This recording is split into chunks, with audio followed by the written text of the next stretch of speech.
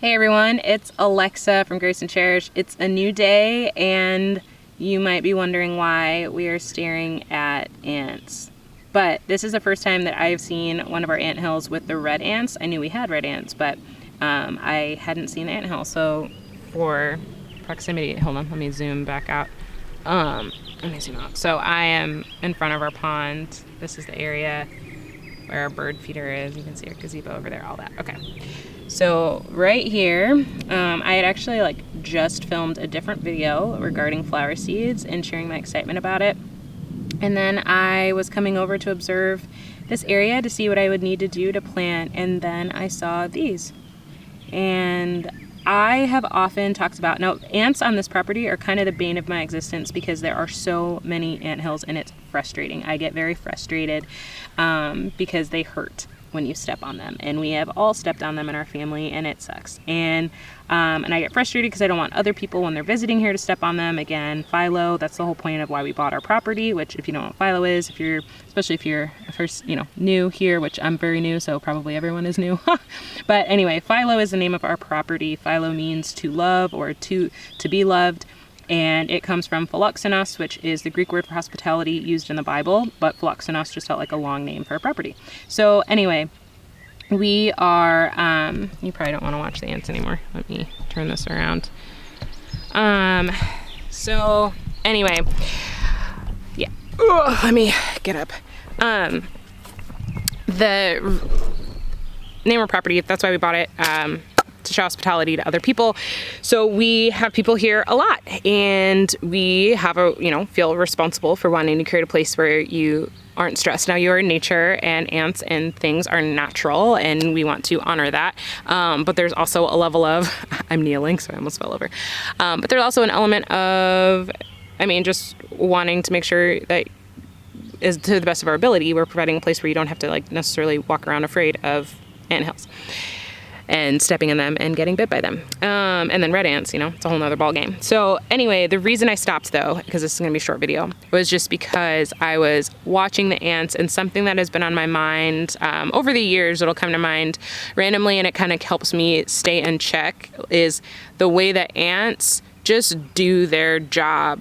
They just live. And I think that's one of the gifts of nature is you see birds just burden, animals, they're going and and insects, they're going and they're doing, and you don't have to manipulate it. Now, I understand there are some instances where we do blah, blah, blah, but in general, go with me. You know what I'm talking about. Ants right now, like what I was just looking at, they were just doing something. And honestly, I don't even fully know what it was they're doing. I'm like, are they constructing something? Are they working on their tunnel? I don't know what they're doing, but I know that what they're doing is going to serve their colony of ants. It's a part of just their innate, they know this is what I'm supposed to do. And God's glorified in that.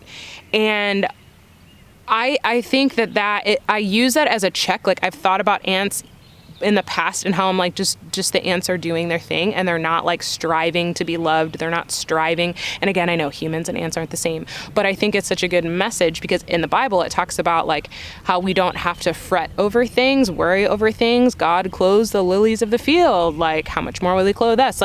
That's something that we can read, but I'm do you believe that, Alexa? Do you live like that? And so the ants, while I don't want to step in them and I'm afraid of them sometimes, they also are such an encouragement to me to be this is the way that we can live. Go and do your work, even if it seems like most people, they'd look at ants and be who cares? Whatever, they're doing this. But it's but they're glorifying God and doing what they were created to do. And I can do that too. And what I do and what you do might look different.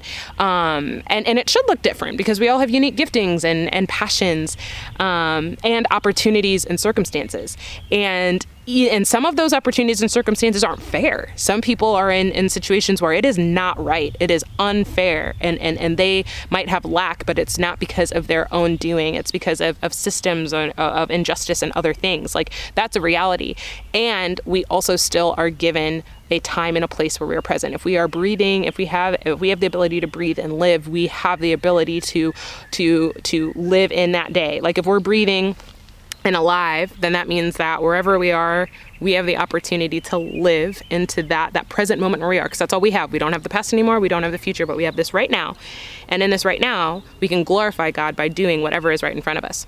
There's this book I read with the kids, and it's called it's actually Wilder King.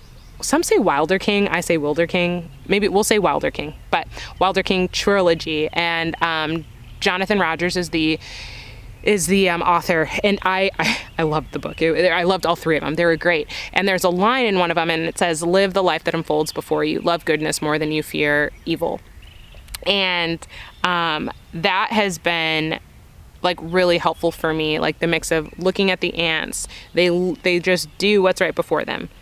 The birds are doing what is before them. What they need to do is just, this is what I'm doing, and that glorifies God. And then I think about just like living the life that unfolds before you. That's what it kind of reminds me of. It's like, but where am I right now? How can I live right now with what I do have? And that's pretty amazing. You know, when you think about it, it's like there's so much power to it, because we can get distracted by all the things that we don't have or want. And it's not that you don't have a vision for your life or your desires and you don't go for it. It's not like God's against desires. He's not. But I think that us showing faithfulness to where we are allows us to be prepared for whatever those things are that might come. But even that, I challenge myself to not just do it for what can come, because that can still take me out of the present. And I talk about hospitality a lot. And for me, hospitality matters, or paying attention matters so much to being hospitable. I cannot be hospitable to my family if I don't know who they are, what they need, what are the things that they desire. Like, and to me, my family, the people that I live with are my first neighbors. Speaking of which, one of them is actually just coming home right now, Brandon. That's funny.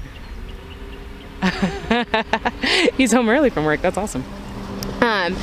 So anyway, so I'm going to close this up so I can go be with my first neighbor. But I just think about, like, my family's my first neighbors, or the people that you live with, those are your first neighbors, right? And you want to be hospitable to them, and you need to pay attention to them and care for them and think outside yourself. But then you have your neighbors, and you have your community. Those are other people that, you know, when you are engaging with people, aren't paying attention to them, if you're not able to be present, can you really be hospitable?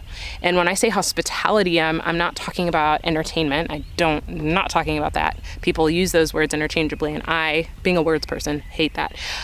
Because to me, hospitality is about serving and welcome and relationship. And entertainment's not bad. I'm not demonizing it. It's just that when you put entertainment and serving together, I don't think that that's the same thing. You can serve through entertainment by providing entertainment, but what I mean is entertainment can be more about me, and I'm thinking about me and how my entertainment is serving you, as opposed to I'm just going to serve you and I'm going to try to love you well, and I'm not going to make it about me because I want it to be about you. And so in order to do that, you have to pay attention. And I feel like when we pay attention, we're showing people we love them.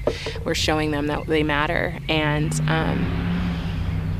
I actually don't know why I just went onto that tangent, but it is important. It is really important. I'm totally blanking on what the thought was that led to that.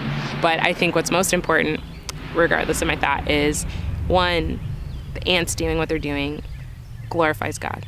And so I hope you can be encouraged to just, wherever you are in your life, whatever situations you're in, if he's moving you, move, follow, obey. If you are in a place where you kind of feel stuck, but you feel like this is where I'm supposed to be, do it, and do it to the glory of God. Like, be faithful, look for the joy, pay attention to what's around you. There are miracles happening all the time. There are little moments of joys, glimmers of hope, all around us, and we have to pay attention to that. And being a person who pays attention, I think that forms us. It forms us into being a person who can be more hospitable. It forms us into being a person with more joy and gratitude, because we are aware of what's going on. And I think it allows us to see more clearly, hear more clearly, and that will allow us to act better, more clearly, and too. So anyway, I think that's really where that paying attention was, because when I think about paying attention and wanting to be hospitable, and that's why I like to make places of beauty and hospitality, because I think that those bring hope and encouragement and joy and love into the world and into people's lives, and that transforms lives and homes and communities. And anyway, just looking at those ants made me think of that. And so I hope that can encourage you. I am kneeling right now and not flexible enough to keep doing this. So I'm going to stop here and I'm going to go see Brandon and I'm going to give my legs a rest because they are really burning. So thank you for listening. That's a great way to end, right? As always, until next time, have a great day.